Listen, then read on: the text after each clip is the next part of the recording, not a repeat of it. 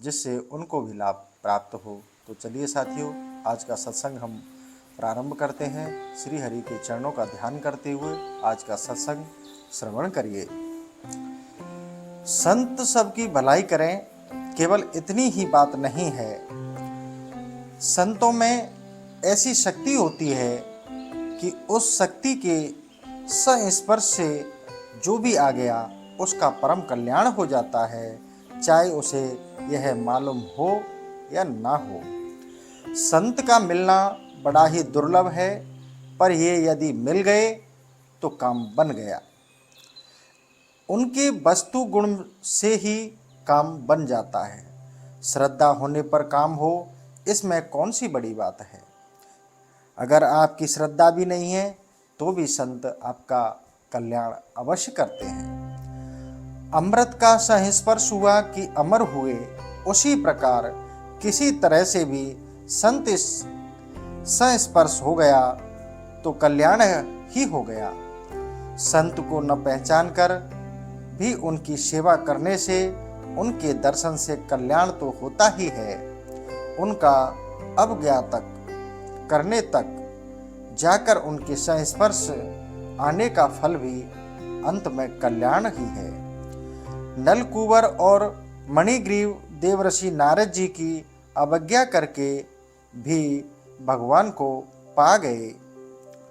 श्रीमद् भागवत में कहा गया है, तुलयाम लवे नापिना स्वर्ग नापेन भरवम भगवत सिंहासस्य मर्त्स्नाम किमुतासीह। एक और पार्थिव भोग स्वर्ग और मोक्ष तथा दूसरी ओर संत के संग का एक क्षण, यह तुलना भी नहीं होती। ऐसा दुर्लभ संतों का संग होता है। संत का दर्शन होने के लिए भगवान की कृपा अपेक्षित है और संत दर्शन होने पर भगवान की अनुभूति होती है।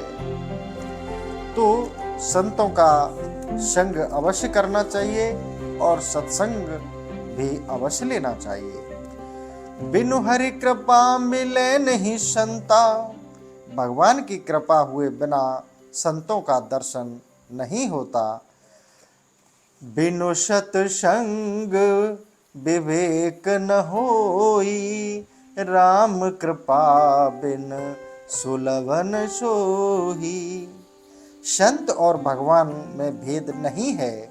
नारद जी ने यह बात कही, तस्मै सज्जने वेदा भावतः। भक्ति भक्त भगवंत गुरु चतुर नाम बपु एक। यह है कि संत की महिमा, जिसके मन से सच्चे संत से मिलने की इच्छा हो वह भगवान से प्रार्थना करे, और जो भगवान की प्राप्ति चाहता हो वह संत का सेवन करे। संत के द्वारा ही भगवान का महामहत्व स्वरूप गुण लीला आदि सुनने को मिल सकते हैं। उन सब का रहस्य जानने के लिए संत के सिवा और दूसरा कोई उपाय नहीं है। भगवान से प्रार्थना करनी चाहिए कि हमें संत मिलें, और संत मिलने पर उनसे प्रार्थना करें कि आपको जो प्रिय से प्रिय वस्तु है वही हमें भी प्राप्त हो। नरसिंह जी ने भगवान शंकर को प्राप्त कर लेने पर उनसे यह कहा, आपको जो सबसे प्रिय से प्रिय दुर्लभ वस्तु हो उसी की प्राप्ति हमें करा दें। तब निजे बल्लभ होए जो दुर्लभ, आपो रे प्रभु जी मुने दया रेण आने। संक्षेप में नरसिंह जी की कथा इस प्रकार है।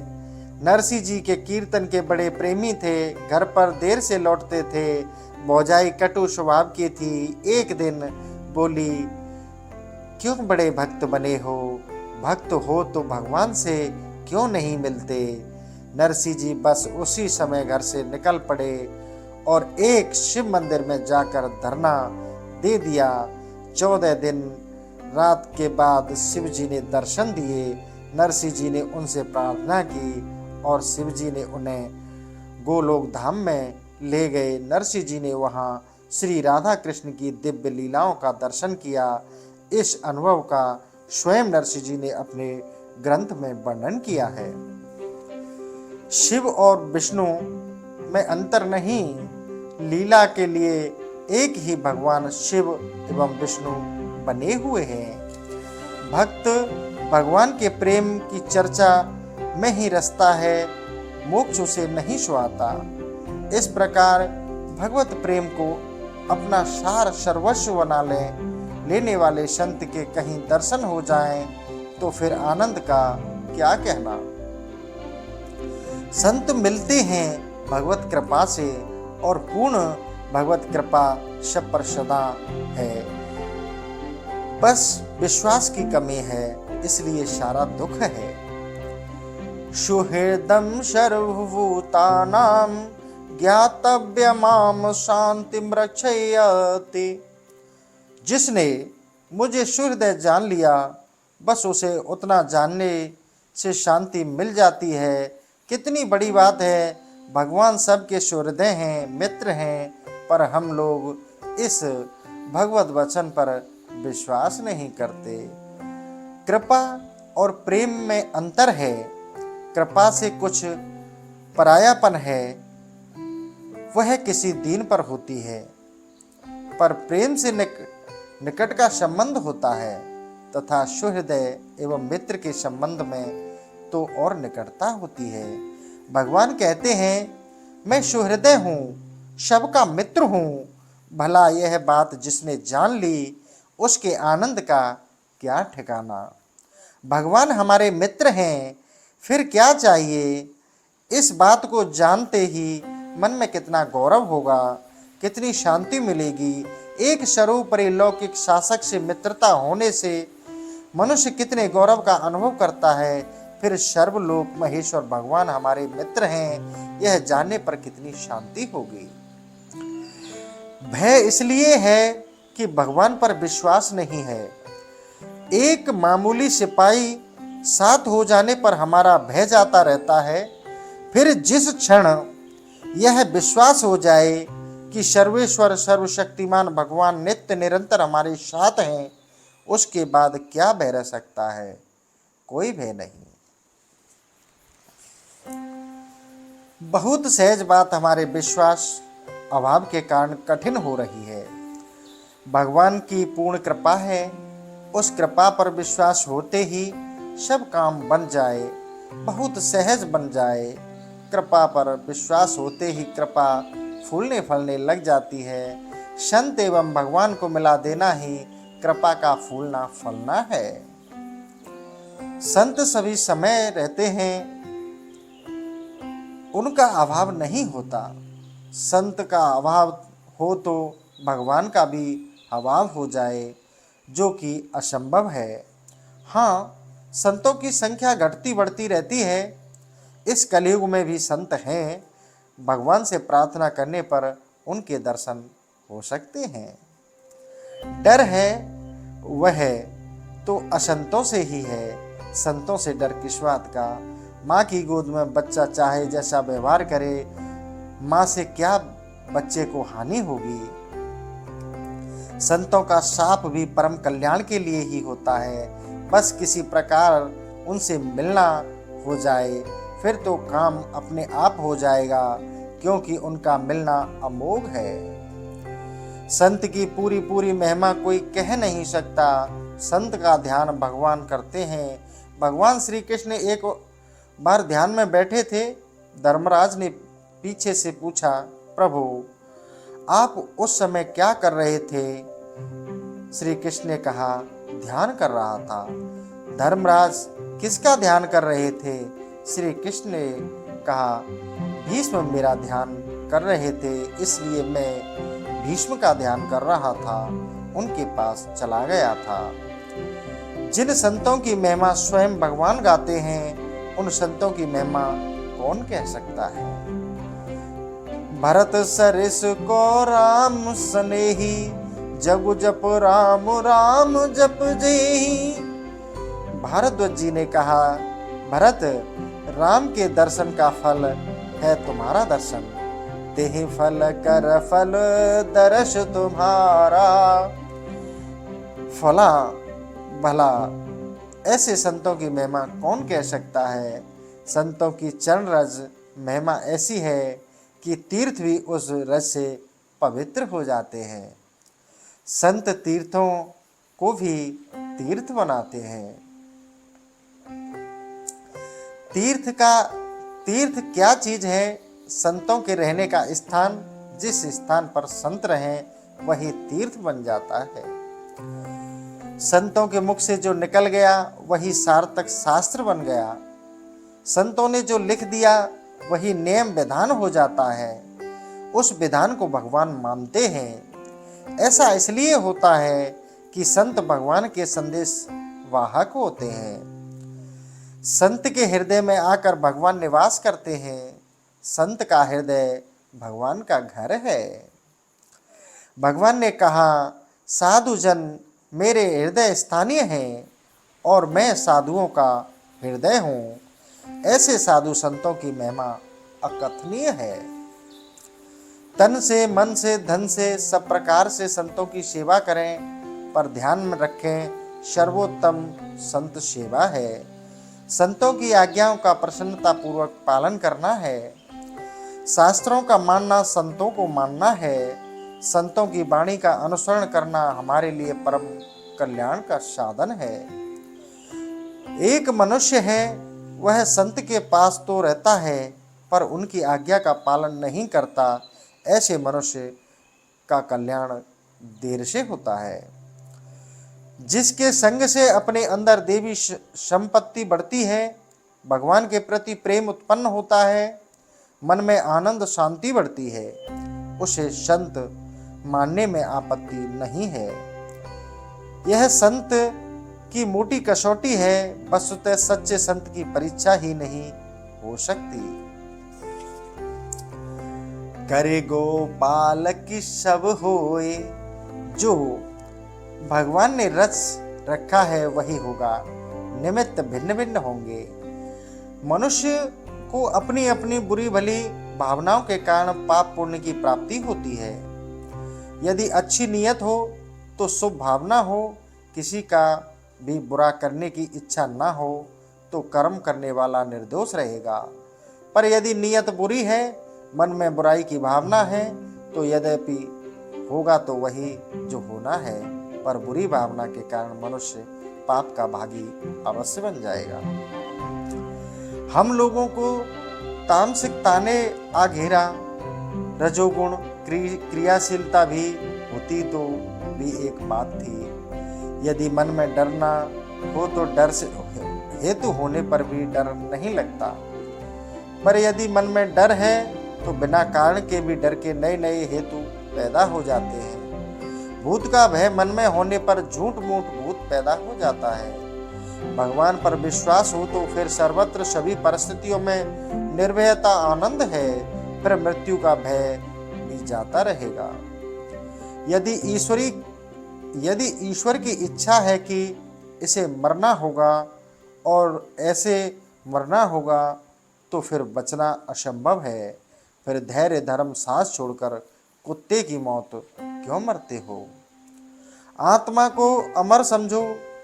ऐसे कोई भी किसी प्रकार की हानि नहीं पहुंचा सका।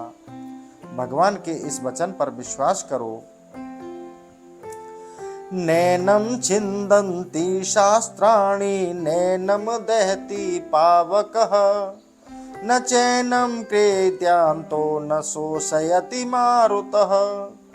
देह नाश असंभावी है। देह का नाश अवश्य भावी है। कपड़े का कोट जैसे फटता है, किसी दिन निश्चय फट जाता है, वैसे ही यह चमड़ी का कोट भी तो निश्चय फटेगा ही। आत्मा अमर है, फिर चिंता करते हुए क्यों मरें। चिंता ही करनी है तो केवल भगवान की करो। इस चिंता से जगत की समस्त चिंताएं मिट जाएंगी। भगवान की कृपा पर विश्वास, आत्मा की अमरता पर विश्वास तथा तीसरी बात अपने प्रारब्ध पर विश्वास, अर्थात बिना प्रारब्ध के मृत्यु नहीं होगी। यदि इन 3 बातों पर विश्वास है तो सुख से मरोगे। आत्मबल चाहिए, शारीरिक बल चाहिए, इसके सामने परास्त हो जाएगा। जिसका मन बुरी भावनाओं को दूर रखता है उसके सामने अपने आप बुरी आदतें बहुत कम आती हैं। संसार में घटना भले ही कुछ ही क्यों न हो, पर उसमें सुख दुख का होना हमारी भावना पर है। यदि सचमुच भगवान पर विश्वास हो तो फिर बड़े से बड़े भय के अवसर भी इस प्रकार बच जाओगे कि देखकर आश्चर्य होगा। हमारे मन में जो भी अच्छे बुरे विचार होते हैं वे फैलते रहते हैं। हमारे मन में यदि मंगल की भावना होगी तो हम जगत को मंगल देंगे। बुरी भावना होगी तो जगत के सारे वायुमंडल में बुरा भाव फैलाएंगे। हम स्वयं ऐसी चेष्टा करें कि हमारे मन में भय उत्पन्न ना हो, फिर जगत को हम निर्भयता का दान कर सकेंगे। आत्माओं के अमरत्व पर विश्वास करने से भय तुम्हें छू तक नहीं सकता। भगवान के राज्य में अन्याय नहीं होता। फल के रूप में बुरा भला जो कुछ भी तुम्हें प्राप्त होता है वह तुम्हारे किए हुए कर्मों का फल है। तुम जिसे बुरे फल में कारण समझकर बैरी मान रहे हो वह तो केवल निमित्त बन गया है। फल तो तुम्हें अपने कर्मों से ही मिला है। किसी के अहित में कभी भी निमित्त मत बनो। श्री भगवान का परम आश्रय प्राप्त कर लेने से बढ़कर ऊंचा लाभ कोई है नहीं।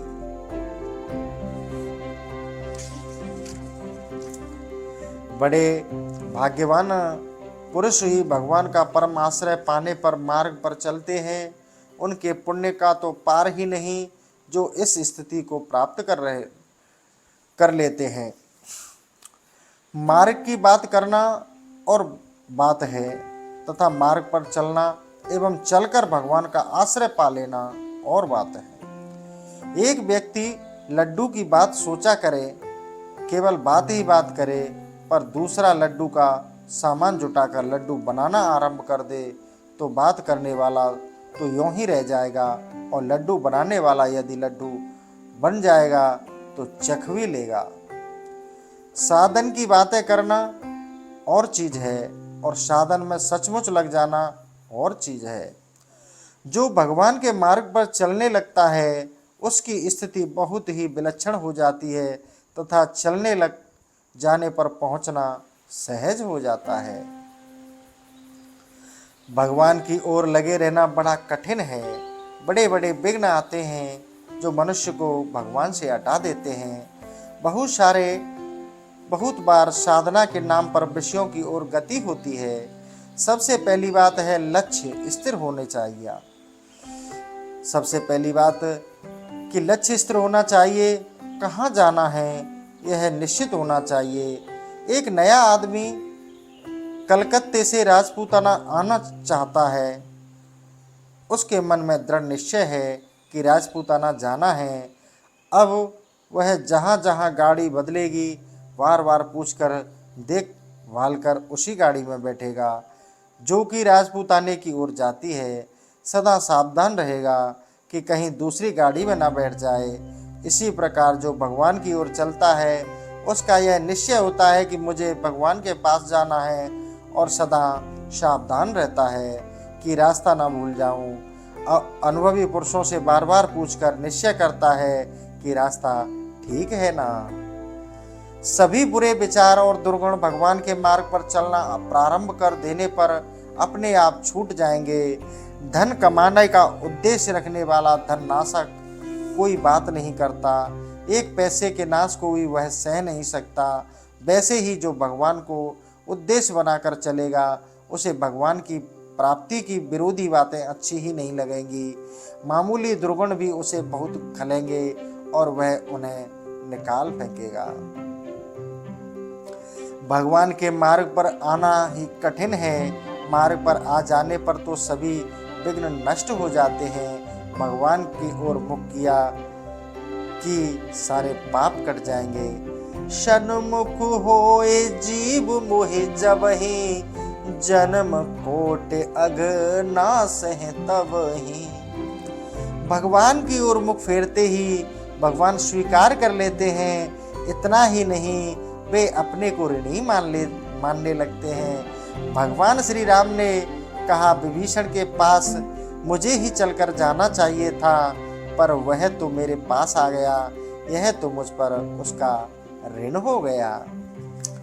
शरण दो प्रकार की होती है, बाहरी शरण और आंतरिक शरण। भगवान की प्राप्ति के लिए यदि सभी चीजें छूटती हों तो भी परवाह मत करो। जो सचमुच भगवान को पाने के लिए भगवान के मार्ग पर चलता है, वह संसार के समस्त मोह छोड़ देता है। विषयी मुमुक्षुओं में यही अंतर है कि विषयी का मुख संसार की ओर रहता है, मुमुक्षु का मुख भगवान की ओर रहता है। विषयी और मुमुक्षु दोनों के मार्ग में सर्वथा विरोध रहता है। विषयी चाहता है संसार का सुख और मुमुक्षु सांसारिक सुखों का त्याग करता है। विषयी चाहता है मान सम्मान, मुमुक्षु मान सम्मान से दूर भागता है।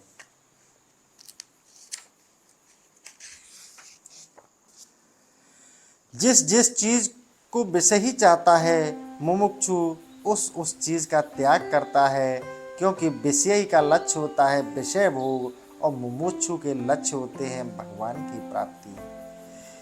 राम के लिए आराम का त्याग करो। भरत जी ने राम के लिए आराम का सर्वदा त्याग कर दिया था।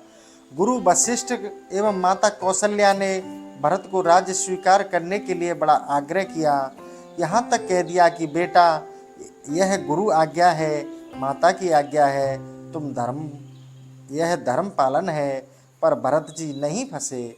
साधक के जीवन में भी धर्म के नाम पर इसी प्रकार के प्रलोभन आते हैं।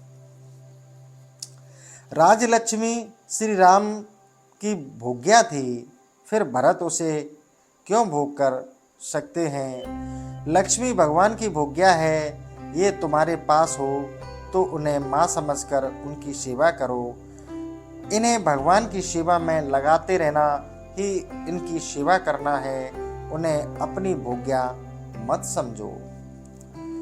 तुम्हारे पास जो कुछ है उसमें केवल तुम्हारा ही नहीं, बहुतों का हिस्सा है। सबको हिस्सा देकर जो बचे वह यज्ञ शेष है, उसे भोगो, उसे ही खाओ, वह अमृत है। ऐसा नहीं करते तो समझो तुम चोर हो, पाप जीवन हो। सभी चीजें भगवान की हैं सब, पर जब मनुष्य उन चीजों को अपनी मान लेता है तब फिर पाप आए बिना नहीं रहता। मनुष्य विषयों में इतना रच-पच गया है कि कहीं भी कभी भी भगवान को स्मरण करता भी है तो विषयों के लिए ही करता है। इस प्रकार भगवत स्मरण में साध्य भगवान नहीं है, साध्य तो विषय है और विषय प्राप्ति के लिए साधन भगवान है। इस प्रकार विषयों के लिए भी सचमुच भगवान को भजने वाले बहुत ही थोड़े होते हैं। सकामी भक्तों में यह दृढ़ विश्वास होता है कि भगवान निश्चय ही मेरी कामना पूर्ण कर देंगे। वे एकमात्र भगवान को ही अपनी कामना पूर्ति के लिए अवलंबन बनाते हैं। ध्रुव जी को राज्य चाहिए था, उन्होंने सब भरोसा छोड़कर भगवान को पुकारा। इसी प्रकार यदि कोई विश्वास पूर्वक धन के लिए आज भी भगवान को पुकारे तो भगवान अवश्य सुने। पर हम लोग धन के लिए दूसरा ही आश्रय लेते हैं। कुछ लोग अन्य पुरुषार्थ के लिए ऊपर निर्भर करते हैं और कुछ लोग चोरी डकैती पाप आदि धन प्राप्ति का साधन बनाते हैं। इन अंतिम श्रेणी के लोगों को धन तो तभी मिलता है जब वे प्रारब्ध में होता है। प्रारब्ध में नहीं होता तो नहीं मिलता, पर पाप इनके पल्ले अवश्य बन जाता है, जिनका फल दुख और नरक मिलना निश्चित है। एक आदमी है, वह धन चाहता है, पर चाहता है भगवान से, उसे धन भी मिलेगा और अंत में भगवान की प्राप्ति भी होगी। धन के लिए भी केवल भगवान का आश्रय लेना बड़ा कठिन है।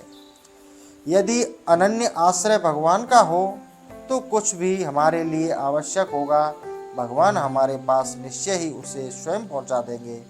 पर अनन्य आश्रय ही नहीं होता तो मन डिग जाता है, भगवान करेंगे कि नहीं, ऐसा संदेह उत्पन्न हो जाता है और हम दूसरे दूसरे उपायों का अवलंबन करने लग जाते हैं।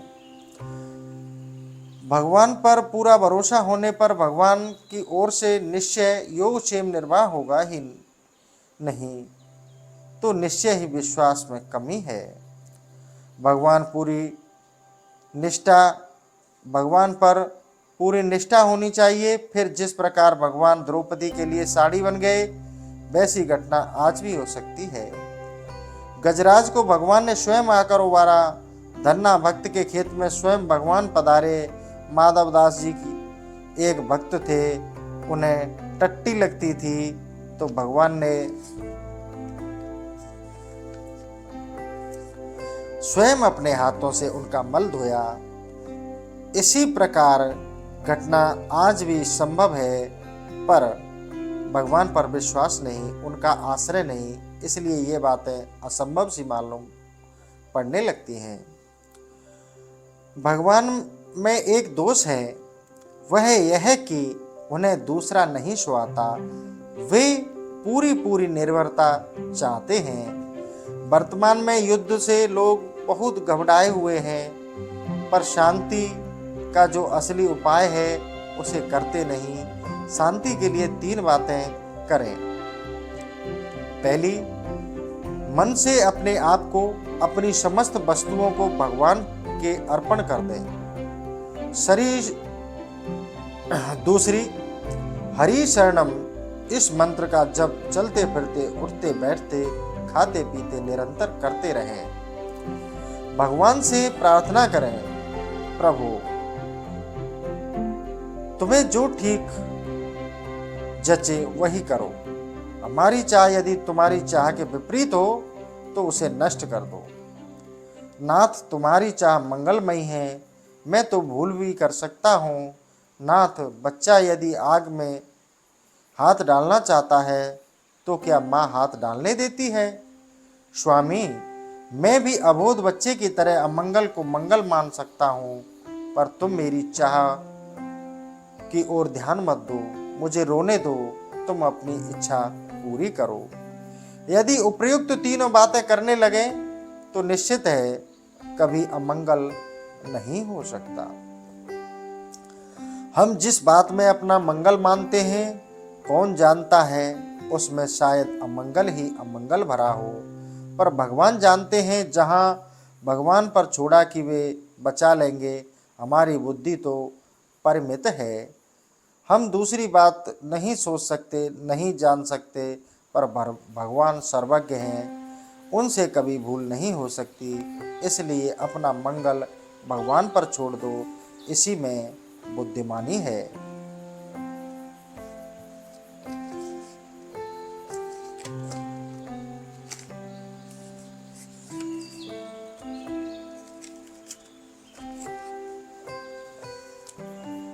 साथियों, हमारे हाथ में एक लड्डू है, ताज़ा है, मीठा रसीला, सभी तरह का सुंदर है, पर उसमें संख्या मिला हुआ है, हमें उसे नहीं जानते। हम केवल भारी सुंदरता, मिठास पर मुग्ध होते हैं।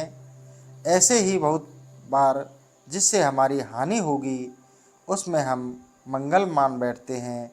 ऐसी भूल हमसे होती ही है।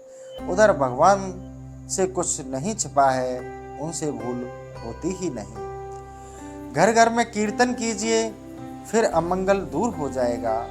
अर्जुन ने प्रण किया कि सूर्यास्त होने के पहले पहले जयद्रथ को मार दूंगा, नहीं मारूंगा तो आग में जलकर मर जाऊंगा। लोगों ने देखा कि सूर्यास्त हो गया, जयद्रथ नहीं मरा। अर्जुन चिता बनाकर जलने के लिए तैयार हुए। सब भाई तमाशा देखने के लिए आए। जयद्रथ भी आया, क्योंकि अब उसे अर्जुन का भय नहीं था। अर्जुन से श्री कृष्ण ने पूछा, भैया अर्जुन, तुमने ऐसा प्रण क्यों किया था? अर्जुन ने कहा, महाराज, आपके भरोसे पर श्री कृष्ण ने कहा तो बाण संधान करो। लोगों ने आश्चर्य देखा, अर्जुन ने भी देखा, अभी तो सूर्य है, अस्त नहीं हुए हैं। अस्त होने का भ्रम हो गया था। अर्जुन ने बाण संधान किया और जयद्रथ मारा गया। भला यह बात किसकी कल्पना में भी आ सकती है थी कि अस्त हुए सूर्य फिर उसी दिन उदय हो जाएंगे। पर भगवान के लिए कौन बड़ी बात है? वे असंभव को संभव कर सकते हैं, उन पर विश्वास होना चाहिए। मनुष्य का यह एक स्वभाव सा है कि वह दूसरों की स्थिति में सुख समझता है। वह सोचता है कि अमुक व्यक्ति के पास भोग सुख की इतनी सामग्रियां हैं तो वह निश्चय सुखी होगा। ऐसा सोचकर वह वैसा बनना चाहता है। कहीं बन जाता है तो फिर सोचता है हमसे होती ही है। उधर भगवान कुछ नहीं छिपा उनसे भूल कि अरे यहाँ तो दुख ही दुख है। वे सब चीजें और जैसी अमुक के पास हैं तो सुखी हूँ। यदि वे चीज भी मिल जाए तो फिर भी यही अनुभव करता है कि अरे सुख तो यहाँ है ही नहीं।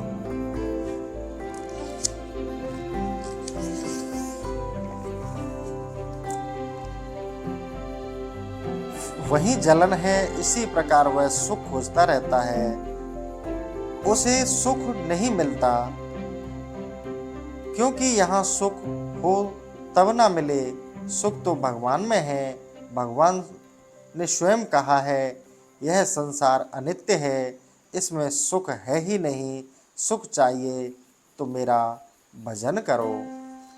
तो साथियों, जो परम सुख है वह भगवान के भजन में, भगवान के नाम जाप में, भगवान के नाम कीर्तन में है।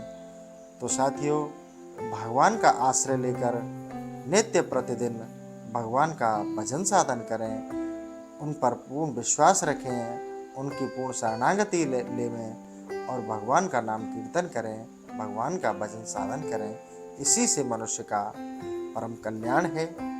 तो साथियों, आज का सेशन में यही समाप्त करता हूँ। कल फिर नए सेशन के साथ उपस्थित होंगे। इसी के साथ जय श्री राम, जय बालाजी महाराज की।